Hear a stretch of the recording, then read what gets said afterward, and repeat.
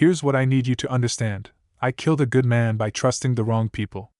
My name's Jake Morrison, I'm 45, and I've been doing private security for 15 years. Used to think loyalty was everything. Used to think the guys watching your six were the only thing standing between you and a body bag. Turns out sometimes they're the ones holding the gun.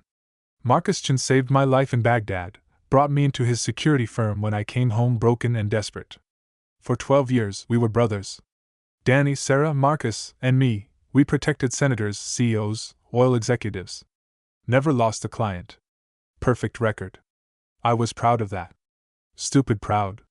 The kind of pride that makes you ignore the little things, like how Marcus always knew which routes the bad guys would take, or how our intel was always just a little too perfect. Looking back, I see it all now. But hindsight's a real bitch when you're the one who handed over the keys to the kingdom. Richard Ashford trusted us with his life, and I helped deliver him right to his killers. The worst part? I still flinch every time I hear a car backfire. Even now, typing this, my hands won't stop shaking. Some brotherhood. Those were good years, or so I thought. We had this routine down to a science.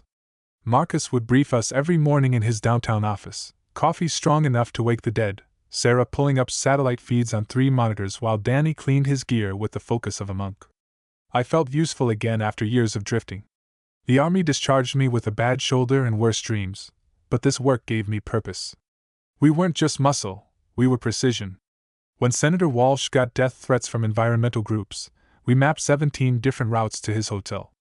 When oil executive Patterson needed protection during the Gulf crisis, we coordinated with local PD, FBI, even had Coast Guard backup.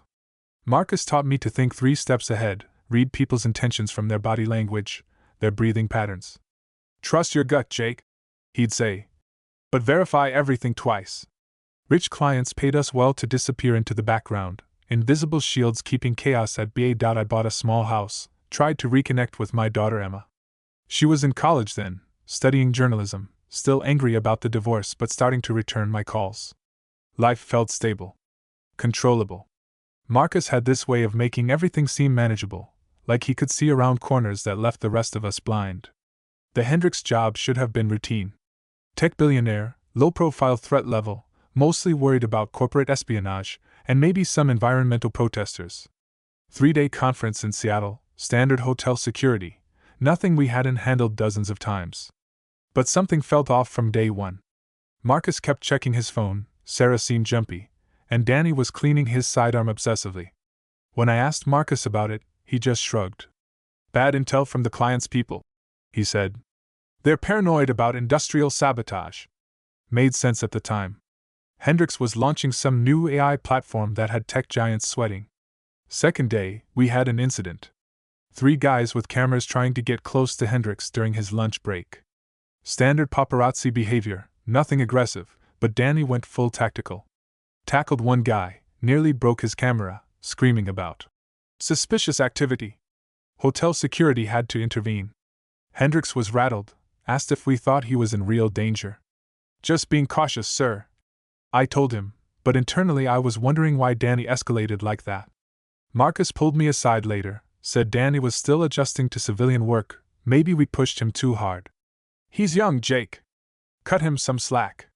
I wanted to believe that. Needed to believe that. But that night, I saw Sarah deleting footage from her surveillance equipment. When I asked her about it, she said it was routine maintenance. I didn't push it. Should have. I convinced myself it was nothing. Stress gets to everyone in this business, right? Even the best teams have off days. Marcus had been doing this longer than any of us, built the company from nothing after his military service. If he said everything was fine, everything was fine. I'd seen what paranoia could do to guys like me, eat you alive from the inside until you're jumping at shadows and seeing conspiracies everywhere. PTSD makes you question everything, especially your own judgment. That's what I told myself when Sarah's equipment malfunctioned during the Morrison Industries job 2 months later. Just bad luck when the cameras went down right before someone tried to breach our perimeter. Just coincidence that Danny happened to be positioned exactly where he could, accidentally, let the intruder get closer than protocol allowed. Marcus handled it perfectly, of course. Took down the threat, saved our client, looked like a hero doing it. Local news even ran a piece about elite security team prevents tragedy. I felt proud watching that broadcast. We were good at our jobs. But late at night, when the adrenaline wore off, questions crept in. How did that guy know which service entrance to use? Why did our background checks miss his military training? Why did Marcus seem so calm, like he'd been expecting it? "You're overthinking this, Jake," Marcus said when I brought up my concerns. "That's what happens when you spend too much time alone with your thoughts." He was right, wasn't he? I was damaged goods, broken soldier second-guessing his brothers. The Ashford contract changed everything, though I didn't realize it then. Richard Ashford, investment banker, family man, seemed genuinely decent. His wife brought us cookies during our security sweep of their house. Their twin daughters, maybe 8 years old, asked if we were real-life superheroes. It should have been an easy assignment. Some disgruntled investors had made threats after a bad deal, nothing we couldn't handle with basic protective measures. But Marcus was different on this one. More focused, more secretive. Kept having private conversations with clients I'd never seen before, people who definitely weren't from Ashford's firm. Sarah was running deeper background checks than usual, digging into Ashford's finances, his insurance policies, his business partners. When I asked why, she said Marcus wanted to be thorough. "Rich guy like that, lot of people want a piece," she explained. Made sense, I guess. Danny was practicing with explosive devices in our training facility, which seemed excessive for a threat assessment that mentioned nothing about bombs. "Cross-training," Marcus told me. "Good to stay sharp on all skills." But the real red flag was the life insurance inquiry. Sarah let it slip during a coffee run that she'd been researching Ashford's coverage. $20 million policy, recently increased, beneficiaries clearly defined. Why would we need to know that? When I pressed her, she got defensive, said it was standard procedure to understand a client's full risk profile. I wanted to believe her. God help me, I still wanted to believe all of them. The attack happened on a Thursday. Ashford was leaving his office building around 6, heading to his daughter's recital. Standard route, standard timing, nothing unusual about the setup.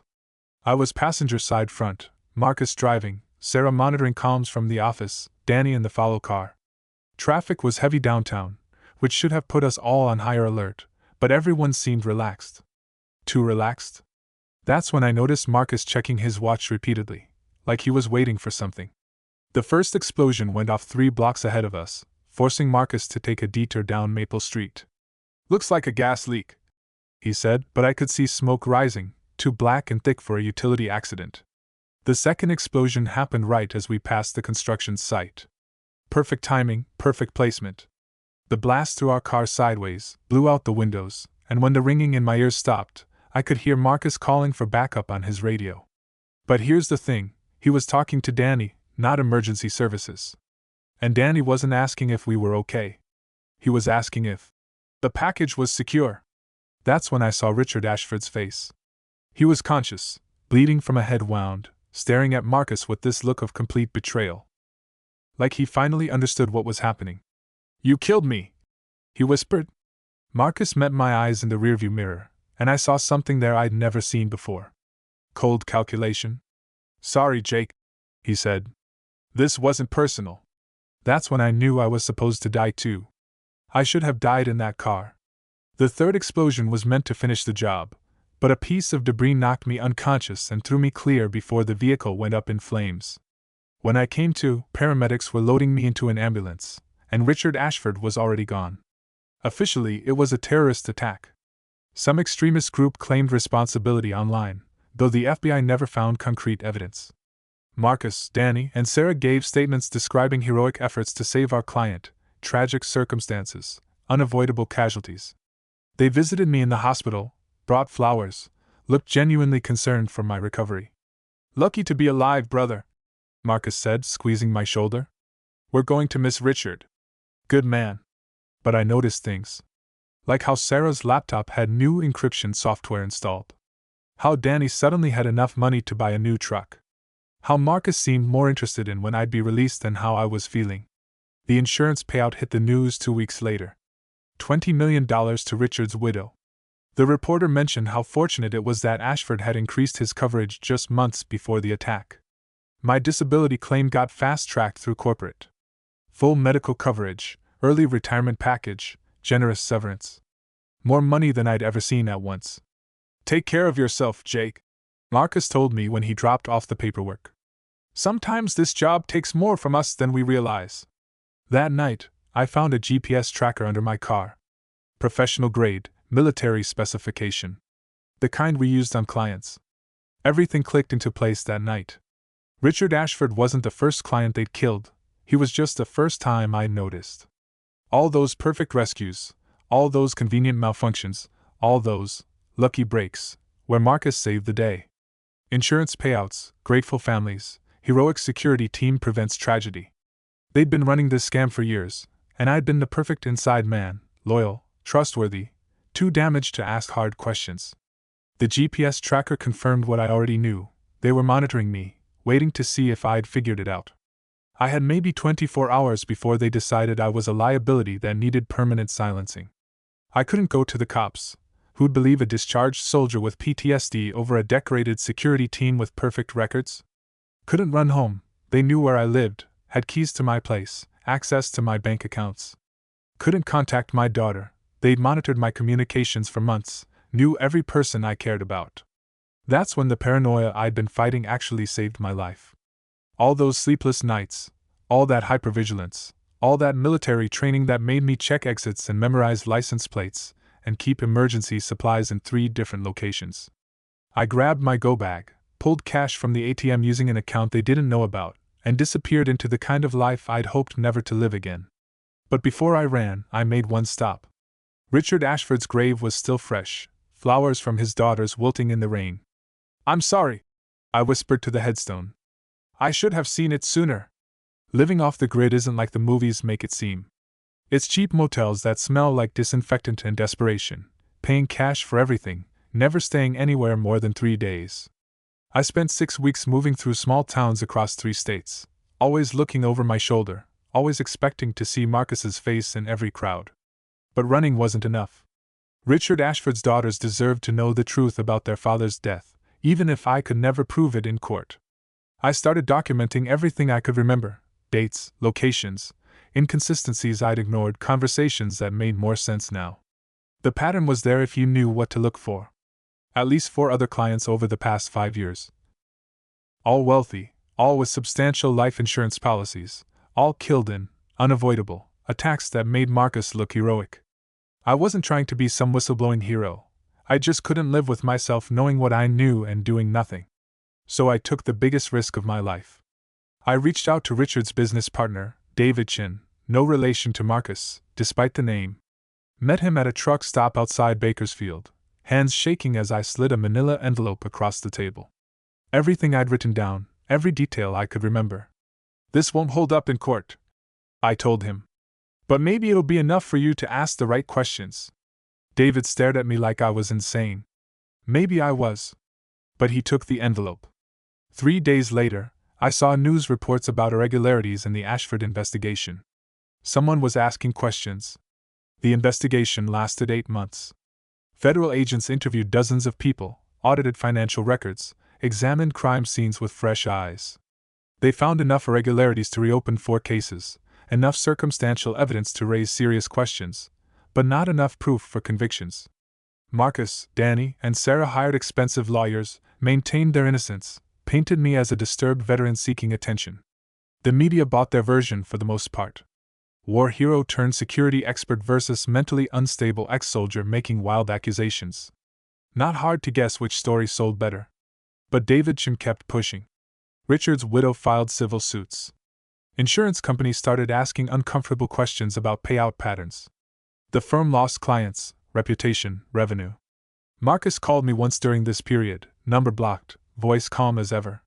"This has gone far enough, Jake. Walk away while you still can." I hung up and changed hotels that night. Last I heard, the firm dissolved 6 months later. Marcus moved to somewhere overseas, Cyprus, maybe Thailand. Danny got arrested on unrelated weapons charges, did 2 years in minimum security. Sarah disappeared entirely, probably new identity, new life. None of them faced murder charges. The system protected them, just like it always protects people who know how to work it. Richard Ashford's daughters grew up without their father. His widow remarried eventually, tried to move on, but I know she still wonders about the truth. Davidson sends me Christmas cards sometimes, updates on the family, always ends with, "Thank you for having courage." But courage isn't what I had. Guilt was what I had. Guilt and too much time to think. I live in Montana now, small cabin outside Missoula, close enough to town for supplies but far enough from people to sleep at night. Fixed up an old motorcycle, do some freelance computer work under a different name, keep my head down and my mouth shut.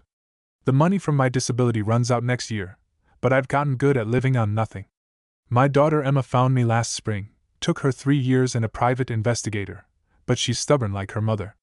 We meet for coffee sometimes, neutral locations, never at my place.